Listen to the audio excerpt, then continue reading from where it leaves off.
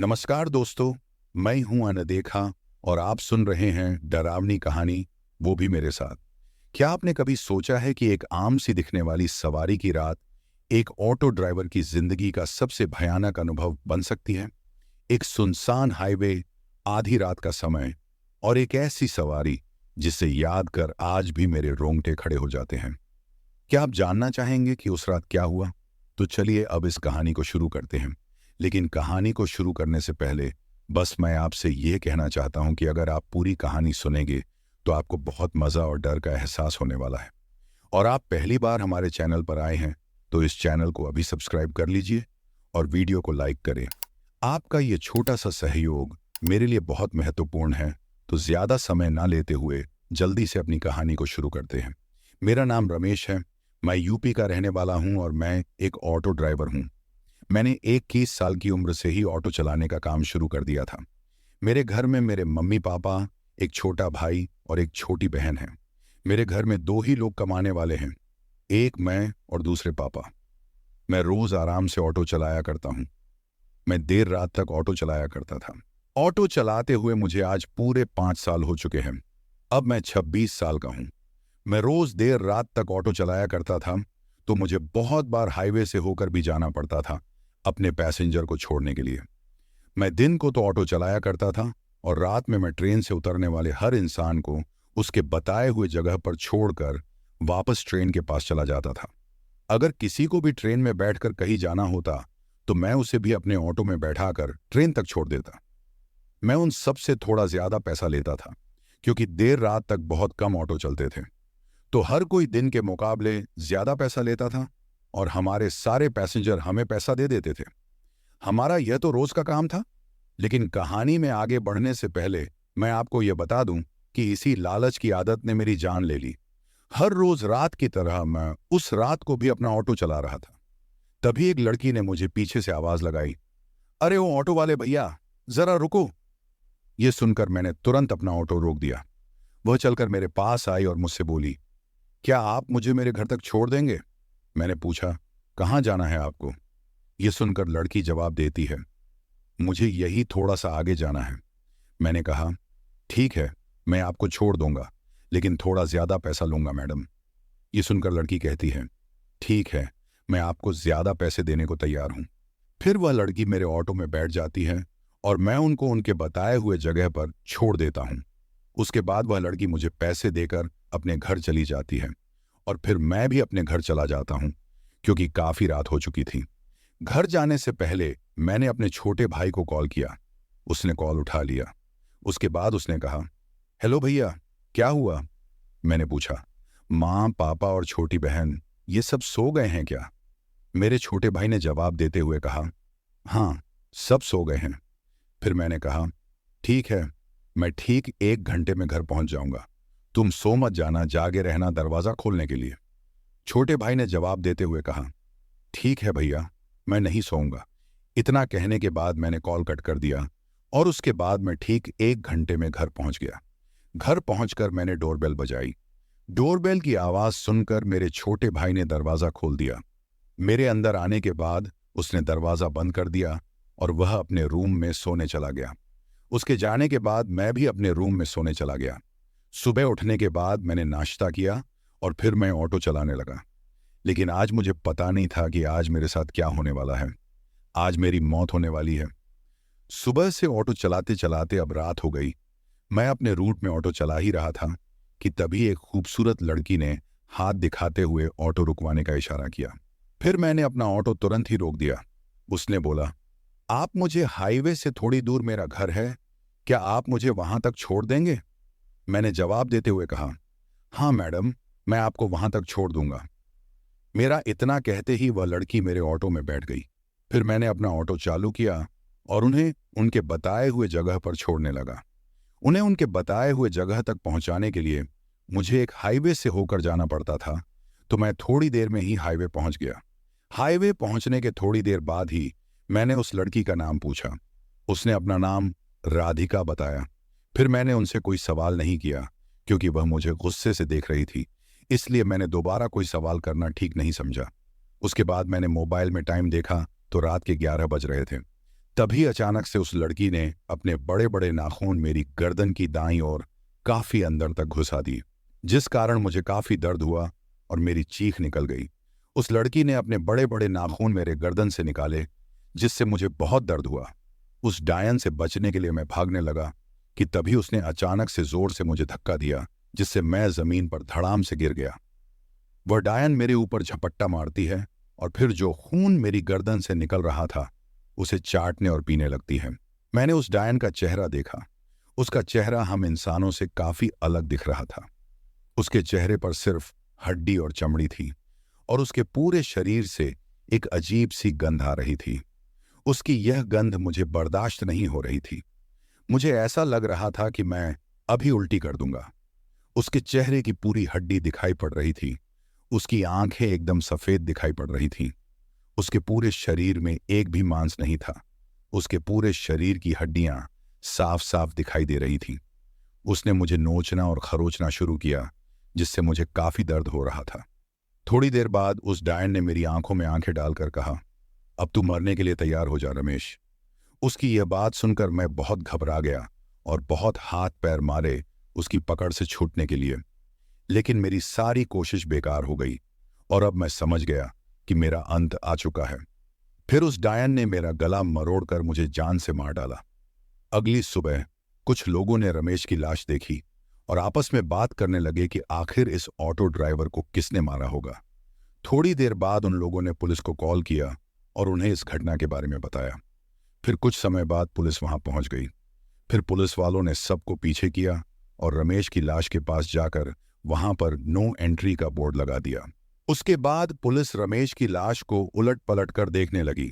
जल्द ही वहां पर मीडिया भी पहुंच गई और मीडिया के लोग रमेश की लाश की फोटो खींचने लगे। उसके बाद पुलिस रमेश की लाश को पोस्टमार्टम के लिए लेकर चली गई। जब पुलिस रमेश की लाश को देख रही थी तो दो पुलिस वाले आपस में बात करते हुए कहने लगे कि लगता है इस रमेश की जान चोरों या लुटेरों ने ली है। उसके बाद वहां खड़े सारे लोगों से पुलिस ने पूछताछ की। पूछताछ करने पर उन्हें पता चला कि यह एक ऑटो ड्राइवर है और इसका नाम रमेश है। फिर पुलिस ने रमेश के फोन से उसके परिवार वालों को फोन करके उन्हें रमेश की मौत के बारे में बताया और उन्हें अपनी लोकेशन भी बता दी। थोड़ी देर बाद रमेश का पूरा परिवार वहां आ गया और अपने बेटे की मौत की खबर सुनकर वे लोग चीख चीख कर रोने लगे।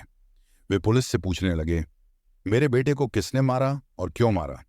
उनके इस सवाल को सुनकर पुलिस वालों ने कहा, शायद किसी चोर ने चोरी करने के इरादे से आपके बेटे को मारा है। अभी जांच पड़ताल चल रही है, कुछ कह नहीं सकते। कुछ पता चलता है तो हम आपको जरूर बताएंगे। फिर पुलिस वालों ने उनसे पूछा, क्या रमेश की किसी के साथ दुश्मनी थी या हाल फिलहाल में किसी ने उसे जान से मारने की धमकी दी थी? उनकी बातें सुनकर उन्होंने कहा, नहीं सर, किसी से कोई दुश्मनी नहीं थी और हमारे बेटे को किसी ने जान से मारने की धमकी भी नहीं दी थी। फिर पुलिस ने जवाब देते हुए कहा, ठीक है, आप लोग घर जाइए। पुलिस वालों ने पूरी जांच पड़ताल की, लेकिन उन्हें किसी भी तरह से पता नहीं चल पाया कि रमेश की जान किसने ली है। उन्हें पूरा यकीन था कि रमेश को किसी ने लूटने की कोशिश की है और उसी लूटपाट में उन चोरों ने उसकी जान ली है, क्योंकि उन्हें रमेश के पास से पैसे और पर्स गायब मिले थे और उसकी जान भी उस डायन ने इस तरीके से ली थी कि पुलिस वालों ने भी यकीन कर लिया कि रमेश की जान चोरों ने ही ली है। उन्हें कोई सबूत भी नहीं मिला। फिर कुछ दिनों बाद भी कोई सुराग न मिलने के कारण केस बंद कर दिया गया। इस बात को 1 महीना गुजर गया, लेकिन फिर किसी ऑटो ड्राइवर या किसी और इंसान की जान नहीं गई। 1 महीने तक सब कुछ बिल्कुल शांत रहा। फिर 1 महीने बाद एक नया लड़का गांव से दूर शहर यूपी में पढ़ाई करने के लिए आया। उसका नाम आकाश है। वह 21 साल का है। वह इस शहर में नया है और इस शहर के बारे में कुछ भी नहीं जानता है। वह यहाँ पर किराए पर रहने के लिए रूम ढूंढने लगता है। उसे एक जगह पर रूम भी मिल जाता है भाड़े पर। वह उस रूम में जाता है और अपना सारा सामान रख देता है। फिर घर को ताला लगाकर वह ऑटो किराए पर चलाने के लिए निकल जाता है और उसे एक ऑटो मिल भी जाता है भाड़े पर चलाने के लिए, क्योंकि उसे अपना खर्चा निकालना है और अपने कॉलेज की फीस भी देनी है। इसलिए वह पढ़ाई के साथ साथ ऑटो भी चलाने का काम शुरू कर देता है। उसकी पढ़ाई काफी अच्छी चल रही थी और साथ ही साथ उसका ऑटो चलाने का काम भी अच्छा चल रहा था। सभी ऑटो ड्राइवर्स दिन को तो ऑटो चलाते ही थे, साथ ही साथ रात को भी ऑटो चलाया करते थे। इसलिए आकाश भी रात को ऑटो चलाया करता था। किसी को पता नहीं था कि उस डायन ने रमेश की जान ली है। सबको लग रहा था कि रमेश की जान चोरों, उचक्कों या लुटेरों ने ली है। सब इस बात से अनजान थे, इसलिए सभी ऑटो ड्राइवर रात को भी ऑटो चलाया करते थे। लेकिन एक रात जब आकाश ऑटो चला रहा था, तब वह ट्रेन से उतरने वाले पैसेंजर को उनके घर छोड़ रहा था। जब वह दूसरे पैसेंजर को अपने ऑटो में बैठाकर उनके घर छोड़ने गया, तो वह उन्हें सही सलामत उनके घर तक छोड़ आया। तीसरी बार जब वह ट्रेन के पास गया, तो उसे वहां एक लड़की खड़ी दिखाई दी। वह लड़की आकाश को देखकर कहती है, क्या आप मुझे मेरे घर तक छोड़ देंगे, प्लीज? लेकिन जब आकाश उस लड़की को देखता है, तो वह उस पर मोहित हो जाता है, क्योंकि वह लड़की देखने में काफी जवान और खूबसूरत थी। वह उसे देखता ही रह जाता है। वह लड़की आकाश को देखकर समझ जाती है कि उसने उसकी कोई बात नहीं सुनी है, क्योंकि आकाश ने उसे कोई जवाब नहीं दिया था। इसलिए उसने यह बात दोबारा आकाश से कही, अरे ओ ऑटो वाले, क्या आप मुझे मेरे घर तक छोड़ देंगे? तब आकाश ने जवाब देते हुए कहा, हाँ मैडम, क्यों नहीं, मैं आपको आपके घर तक छोड़ दूंगा। उसके बाद आकाश ने उस लड़की का सामान अपने ऑटो में रखा और फिर वह लड़की भी ऑटो में बैठ गई। थोड़ी देर बाद आकाश ने अपना ऑटो चालू किया और उसे उसके बताए हुए स्थान पर छोड़ने के लिए चलने लगा। ऑटो चलाते चलाते वह एक हाईवे पर पहुंचा। हाईवे पर पहुंचने के थोड़ी देर बाद ही आकाश के ऑटो की लाइट अपने आप जलने बुझने लगी। यह सब लगातार हो रहा था कि तभी अचानक आकाश का ऑटो एकदम से पीछे चलने लगा और फिर अचानक से आगे की ओर तेजी से चलने लगा। यह सब देखकर लड़की ने कहा, क्या हुआ आपकी ऑटो को? उसके इतना कहते ही आकाश ने उस लड़की को जवाब देते हुए कहा, मैडम, लगता है कि गाड़ी में कुछ दिक्कत आ गई है। आप बैठिए, मैं देखता हूं कि इस ऑटो को क्या दिक्कत है। उसके बाद आकाश ऑटो के पीछे जाकर उसे देखने लगा और उसने मैडम से बात करना शुरू किया। मैडम, आपका नाम क्या है? लड़की ने जवाब देते हुए कहा, मेरा नाम राधिका है। वाह, कितना सुंदर नाम है, आकाश ने कहा। उसके इतना कहते ही उस लड़की ने आकाश से पूछा, ऑटो कब तक ठीक हो जाएगा? आकाश ने जवाब देते हुए कहा, मैडम, 10 मिनट में ठीक हो जाएगा। फिर थोड़ी देर बाद ही उस लड़की ने आकाश पर हमला बोल दिया। उस लड़की ने आकाश का पीछे से गला दबाना शुरू कर दिया। आकाश ने अपने बचाव के लिए उस लड़की के सिर पर लोहे की रॉड से हमला किया। फिर उस डायन ने अपना सिर पकड़ लिया। उसके बाद आकाश ने जब उस लड़की का चेहरा देखा, तो उसके तो होश ही उड़ गए। दरअसल उस लड़की के चेहरे पर एक भी मांस नहीं था। उसके चेहरे को देखने के बाद जब उसने उसको पूरा ऊपर से नीचे और नीचे से ऊपर देखा, तो उसे देखकर आकाश हैरान हो गया। उसके पूरे शरीर में एक भी मांस नहीं था, केवल चमड़ा और हड्डी था। उसके इस भयानक रूप को देखकर आकाश तो वहां से तुरंत ही भागने लगा, लेकिन तभी अचानक वह डायन आसमान से उड़ती हुई आकाश के सामने आकर खड़ी हो गई। उसकी लाल आंखें उसे गुस्से से घूर रही थीं। फिर उस डायन ने आकाश पर हमला किया। वह उसके शरीर को अपने बड़े बड़े नाखूनों से खरोंचने लगी। आकाश के पैर को पकड़कर वह उसे जमीन पर घसीटने लगी और वह उसे थप्पड़ भी मारने लगी। थप्पड़ मारने के बाद उसने उससे कहा, तूने मेरे सिर पर मारा ना, अब मैं तुझे जान से मारूंगी। उसके बाद उसने आकाश को एक जगह पर शांति से लेटाकर उसके ऊपर बैठ गई और फिर उससे कहने लगी, क्या हुआ जानू, मुझे मेरे घर नहीं छोड़ोगे? अरे रे, तुम डरो मत, तुम तो मुझसे प्यार करते हो ना आकाश जी। मैं तुम्हें दर्द दे देकर नहीं, बल्कि मैं तो आपको बड़े ही प्यार से मारूंगी। तुम मेरे लिए अपनी जान दोगे आकाश? फिर उस डायन ने कहा, दो ना, जान दोगे ना जानू? इतने लोग अपने प्यार के लिए जान दे देते हैं और तुम हो कि मेरे लिए जान नहीं दे रहे हो। इसका मतलब तो ये हुआ कि तुम तो मुझसे प्यार ही नहीं करते हो। ठीक है, अब मैं तुम्हारी जान लेकर रहूंगी। वह डायन जैसे ही आकाश की जान लेने वाली थी, तभी आकाश ने अपनी आंखें बंद कर ली और अपनी मौत का इंतजार करने लगा, क्योंकि वह इतना तो समझ गया था कि अब वह नहीं बचने वाला है। उसने गलत लड़की को अपने ऑटो में बैठा लिया है। यह डायन अब उसकी जान लेकर रहेगी। तभी आकाश ने अचानक उस डायन की दर्द भरी चीख सुनी। यह सुनकर उसने तुरंत अपनी आंखें खोली। उसने देखा कि उसके दोस्त ने उस डायन के सिर पर अपने एक हाथ से अपने हाथ का कड़ा से उसके शरीर पर मार रहा है और दूसरे हाथ से उसे पकड़ा हुआ है। उसका दोस्त अपने कड़े से लगातार उस डायन पर वार किए जा रहा था। उसकी पूरी शरीर की जो हड्डी थी वह देखते ही देखते चूर होने लगी। वह दर्द से काफी जोर जोर से चीख रही थी और अंत में उसकी एक भयानक चीख के साथ वह डायन वहां से गायब हो गई। उस डायन के शरीर के जो हड्डी के टुकड़े नीचे पड़े हुए थे, उसको मेरे दोस्त ने एक नदी में नीचे, बहुत नीचे तक उतरकर उसके हड्डी को नीचे गाड़ दिया। उसके बाद उसने आकाश से कहा कि तुम अपने घर जाओ, मैं यहां सब संभाल लूंगा। और वह अपने ऑटो से अपने घर के लिए निकल जाता है।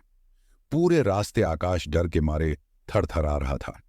रात को घर पहुंचने के बाद सुबह को सोकर जब आकाश उठा तो उसने सोचा कि वो अपने दोस्त शेखर को कल रात उसकी जान बचाने के लिए धन्यवाद कहता हूं। उसने अपना ऑटो उठाया और अपने दोस्त शेखर के घर चला गया। उसके घर पर पहुंचने के बाद उसने उसे आवाज लगाई तो वह बाहर आया। उसने उससे कहा, बहुत बहुत धन्यवाद यार, तूने मेरी जान बचाई, वरना कल रात वो डायन तो मुझे जान से ही मार डालती अगर तू सही समय पर वहां ना आता। यार थैंक यू। ये सारी बातें सुनकर उसके दोस्त ने कहा, ये सब तू क्या बोल रहा है, पागल हो गया है क्या? कौन डायन यार? मैं तुझे रात में कब मिला? मैं तो रात को अपने घर में ही सो रहा था। तुझे यकीन नहीं होता तो तू मेरे पापा, मम्मी, भाई बहन से पूछ। तब आकाश ने अपने दोस्त के मम्मी पापा और उसके भाई बहन से पूछा तो उन्होंने कहा, हाँ बेटा, कल रात को शेखर घर में ही था। यह सुनकर आकाश ने अपने दोस्त को सॉरी बोला और वहां से चला गया। फिर वह सोचने लगा कि अगर वह मेरा दोस्त नहीं था तो वह कौन था? शायद कोई दिव्य शक्ति थी। हाँ, शायद भगवान ने ही मेरी जान बचाई है। उन्होंने मेरे दोस्त का रूप लेकर मेरे पास आकर मेरी जान बचाई है। इसलिए आकाश ने मंदिर जाकर भगवान की पूजा की और फिर उसने भगवान को कुछ चढ़ावा चढ़ाकर उनका धन्यवाद किया और फिर उसने अपना ऑटो चलाने का काम शुरू कर दिया। लेकिन अब वो रात होने से पहले ही अपने घर लौट आता है। तो दोस्तों, ये थी हमारी आज की कहानी। कहानी आपको कैसी लगी ये आप मुझे कमेंट बॉक्स में कमेंट करके जरूर बताना। तो दोस्तों, इसके बाद हम अपने कुछ प्यारे साथियों का नाम ले लेते हैं जिन्होंने हमारे पिछले वीडियो पर कमेंट करके अपना नाम और जगह बताई थी। अब मैं उन लोगों के नाम लेता हूं। तो सबसे पहले है मुस्कान हिमाचल प्रदेश से, चंद्रा शाही गुजरात से, राधे श्याम राव है गुजरात से, अफजल है बिहार से, दीपक है फरीदाबाद से, अमन है झारखंड से, मंगल है केरला से, महेश है मेघालय से और सबसे लास्ट में कमला है पंजाब से। तो दोस्तों, ये थे उन लोगों के नाम जिन्होंने पिछली स्टोरी पर कमेंट करके हमें बताया था कि वह कहां से कहानी सुनते हैं। इसके साथ ही अगर अभी तक भी आप लोगों ने चैनल को सब्सक्राइब नहीं किया है तो जल्दी से चैनल को सब्सक्राइब कर लीजिए, क्योंकि आपका यह छोटा सा सहयोग मेरे लिए बहुत ज्यादा मायने रखता है। तब तक के लिए अगर आपने मेरी जंगल की वेंडिगो वाली वीडियो नहीं देखी है तो उसे लेफ्ट साइड क्लिक करके देखें, और अगर आपको ट्रक ड्राइवर की कहानी देखनी है तो राइट साइड क्लिक करें। मैं आपसे वहीं पर मिलूंगा। तब तक के लिए अपना ख्याल रखिए और दूसरों का भी ख्याल रखिए। और हाँ, अगर आपको अगली वीडियो में अपना नाम सुनना है तो आप मुझे कमेंट में बता सकते हैं, मैं आपका नाम जरूर लूंगा।